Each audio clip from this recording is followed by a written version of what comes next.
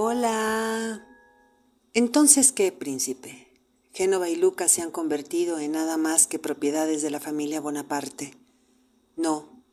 A partir de ahora le digo que si no me dice que estamos en guerra y si se permite atenuar todas las infamias y todas las atrocidades de este anticristo, pues segura estoy de que él es el anticristo, ya no le conoceré. Ya no le consideraré amigo mío y ya no será mi fiel servidor como usted se llama a sí mismo. En fin, le saludo. De sobra me doy cuenta de que le estoy asustando. Siéntese y conversemos. Así inicia Guerra y Paz de León Tolstoy. Entonces, como dice la misma obra al principio, pues conversemos sobre una de las obras de imaginación más ambiciosas, en extensión y complejidad, pues solo rivaliza con novelas como En busca del tiempo perdido, de Marcel Proust, Los miserables de Víctor Hugo, Los hermanos Karamazov de Dostoyevsky, El hombre sin atributos de Robert Musil, El Ulises de Joyce, entre más. Mire usted, en este tiempo vertiginoso como el actual, y además de inteligencia artificial, leer esta obra monumental que ronda entre 1200, 1600 páginas, claro, según la edición que usted tenga o compre y lea, que incluye más de 500 personajes históricos y de ficción, parece un acto de locura. Pero si se piensa bien, es más bien un acto de rebeldía, un acto de anarquía contra la banalidad de la época que estamos viviendo, en la que se lee poco, en la que quizás se lee de una manera fragmentaria y en la que se profundiza también poco. Hay que amar la lectura para adentrarse en Guerra y Paz.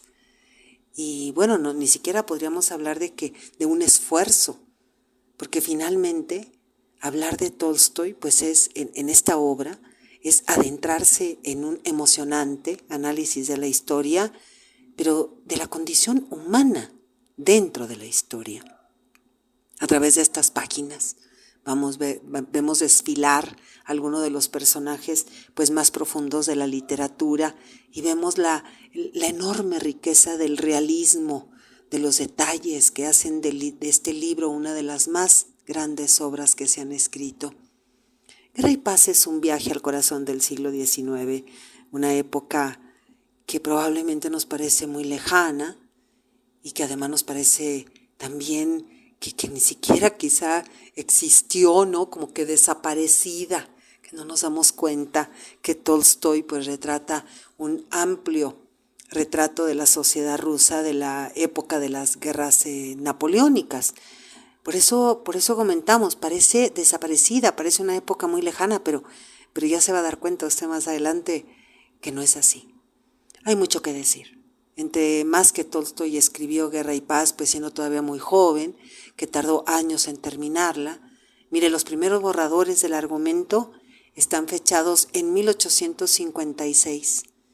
La primera parte de la novela se publicó por entregas, o se empieza a publicar por entregas, en 1865 y la novela se publica de manera completa en las primeras ediciones en 1868. Tolstoy, y se nota en la obra, que investigó a fondo el contexto y que ha de haber leído una enorme cantidad de libros históricos rusos y europeos sobre las campañas de Napoleón, que también visitó el lugar de la batalla de Borodino, pero su objetivo no era tanto asegurar la exactitud de la ambientación histórica o del contexto histórico, sino demostrar las trampas de los registros históricos, porque cuando se publica por primera vez esta extensa obra, se dice que algunos lectores, en general no algunos, yo diría todos los lectores, quedaron anonadados, abrumados por el tamaño y la cantidad, la extensión de la obra y la cantidad de los personajes, decíamos tanto históricos como de ficción. Entonces Tolstoy publica un artículo donde trata de explicar lo que es su obra, Guerra y Paz, y dice: Guerra y Paz no es una novela, mucho menos un poema épico, mucho menos una crónica histórica. Guerra y Paz es lo que quise y pude escribir en la forma en que se expresa. En esa época que fue publicada Guerra y Paz, es decir, en el contexto de su recepción, pues es una obra que hizo una importante aportación al género novelístico, porque hasta entonces los libros siempre habían glorificado la guerra mediante el heroísmo, y lo que hace Tolstói es lo contrario, exhibe todo el horror durante y después de la guerra, tanto de militares como de civiles, y ya desde el título vemos cómo Tolstói trabaja con la antítesis. Recuerda que estamos hablando de narrativa de la novelística rusa, por eso es que decimos la antítesis, guerra y paz, dos elementos que se excluyen, y que presenta esta dicotomía. En una parte la sociedad quiere la paz, pero los militares rusos y franceses, pues ahí aparecen el emperador Napoleón I, el emperador ruso Alejandro I, los generales, pues obviamente quieren la guerra, quieren la confrontación. Y empezamos a ingresar, ¿no?, en la novela, y de inicio pues nos vamos a situar en una especie como de ironía, de paradoja, de antítesis, porque en los elegantes salones de baile está Rusia ya en guerra con Francia y los nobles hablando en francés, imagine, hablando de frívolas conversaciones en torno a intrigas sobre posibles matrimonios y herencias, ¿no? Y seguimos ingresando. Y llegamos a la segunda y tercera parte de la obra, y ahí comienzan a narrarse los actos de guerra, donde se van mezclando la historia y la ficción, y aparecen, ya decíamos, estos figurones históricos, pero uno de los ejes que mueve este libro, y se nota clarito, es la antipatía que sentía Tolstói hacia la forma en que los historiadores de la época presentaban los acontecimientos, centrándose, y sigue siendo, en los personajes poderosos. Y lo que el autor pretende, pues obviamente es que nosotros miremos al pueblo, miremos a las personas, miremos a los ciudadanos, que finalmente somos los que pagamos las consecuencias de las decisiones que toman las cúpulas del poder.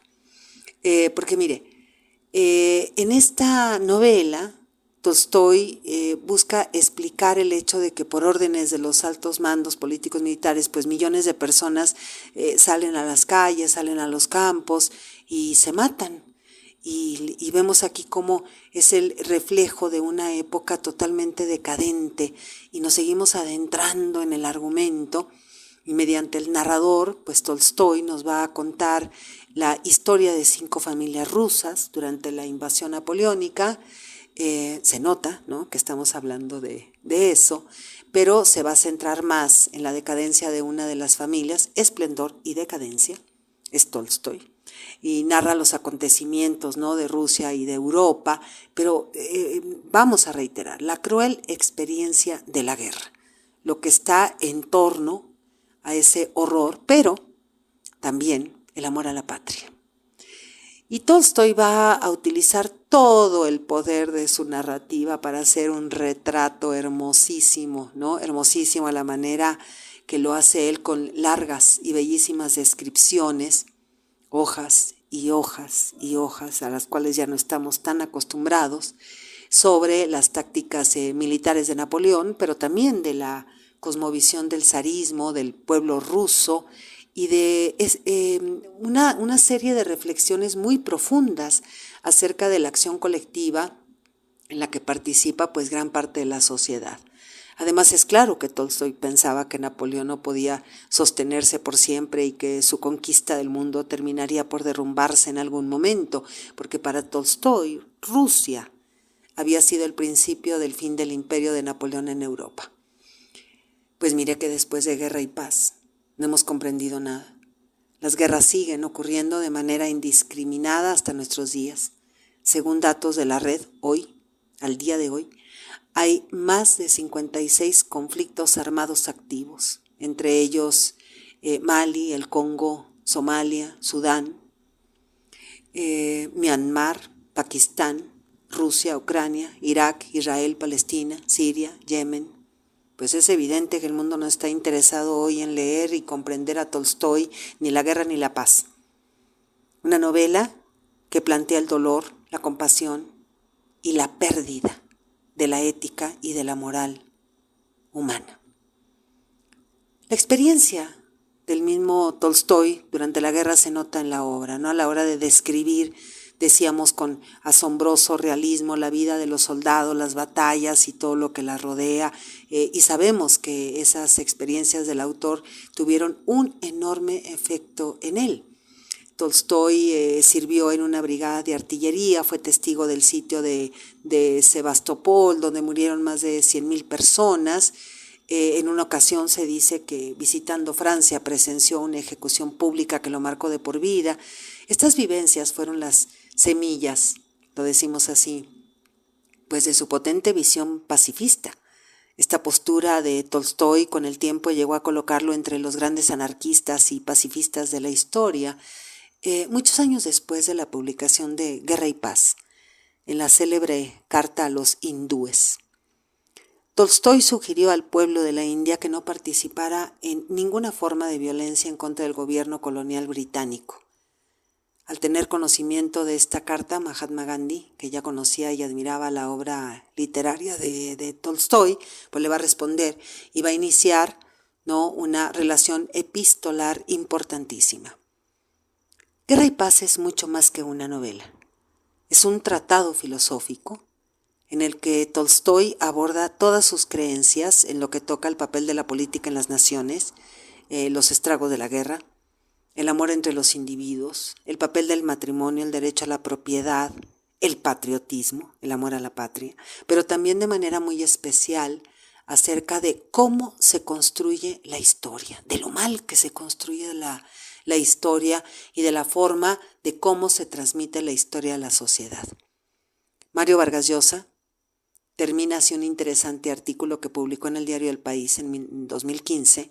Este artículo, esta columna, se llama Lecciones de Tolstoy y dice, Mario Vargas Llosa, ¿cómo fue posible que el primer premio Nobel de Literatura que se dio fuera para Sully Prudhomme en vez de Tolstoy, el otro contendiente? ¿Acaso no era tan claro entonces como ahora que Guerra y Paz es uno de esos raros milagros que de siglo en siglo ocurren en el universo de la literatura?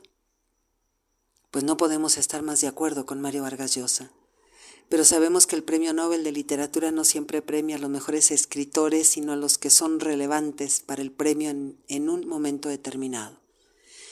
León Tolstoy fue un ruso de vieja estirpe, un intelectual, un humanista, un espíritu libre que no solo se preocupó por estudiar al pueblo ruso, artista, hombre de letras, psicólogo, sociólogo, historiador, como todos los grandes genios, fue un hombre de múltiples facetas, pero sobre todo, León Tolstoy fue un gran alma en busca de la verdad.